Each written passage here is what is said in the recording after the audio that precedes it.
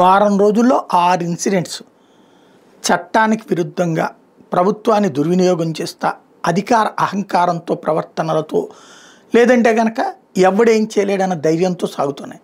6 dozen incidents ఇవాళ ఏదైతే నిన్న టీడీపీ ఎమ్మెల్యే బుడ్డా రాజశేఖర రెడ్డి చేసిన అరాచకం ఒకటి, అట్లాగే అచ్చెన్నాయుడికి సంబంధించినటువంటి వార్తలు ఒకటి, అట్లాగే ఈ పెరోల్కి సంబంధించి ఆ నెల్లూరు ఇన్సిడెంట్ ఇంకొకటి, మరొక మంత్రులు ఎమ్మెల్యేలు వేధింపులు అసభ్య ప్రవర్తన అంటూ గుంటూరు తూర్పు ఎమ్మెల్యేకి సంబంధించినటువంటి ఇష్యూ అదొకటి వెలుగులోకి వచ్చి అమ్మాయి గొడవ చేస్తుంది.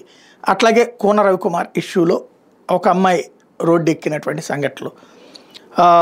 ఓవరాల్గా ఈ ఇష్యూస్లో సమస్య ఏంటంటే ప్రభుత్వం యాక్ట్ చేస్తోంది అన్నది పేపర్ మీద, ప్రాక్టికల్గా బాధితులు మరింత బాధితులుగా మిగులుతున్నారు. ఆరోపణలు ఎదుర్కొనే వాళ్ళు సగర్వంగా ధైర్యంగా తిరుగుతున్నారు. జూనియర్ ఎన్టీఆర్ ఉదంతం మరొకటి, జూనియర్ ఎన్టీఆర్ బేస్ చేసుకుని వాళ్ళ నాయకుడిని తిట్టినటువంటి వాళ్ళకి అభిమాని నాయకుడిని తిట్టినటువంటి పరిస్థితి.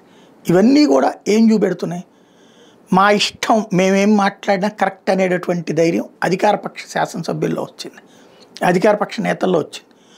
మేము వాళ్ళు చెప్పింది చేయడానికి ఉన్నాం తప్పించి రాజ్యాంగబద్ధమైనటువంటి మా విధులు చేయడం కాదు అన్నటువంటి ఫీలింగ్ పోలీసుల్లో వచ్చింది. అది తప్పు అనేటటువంటి స్థితిలో మీడియా లేదు. రాజకీయ కోణాల్లో అదే వైసీపీ వాళ్ళు అయ్యి ఉంటే డిబేట్లు పెద్ద ఎత్తున జరిగేది. అదే తెలుగుదేశం వాళ్ళు అయితే ఏముందిలే అనేటటువంటి కోణంలో ప్రొజెక్ట్ చేస్తున్నారు.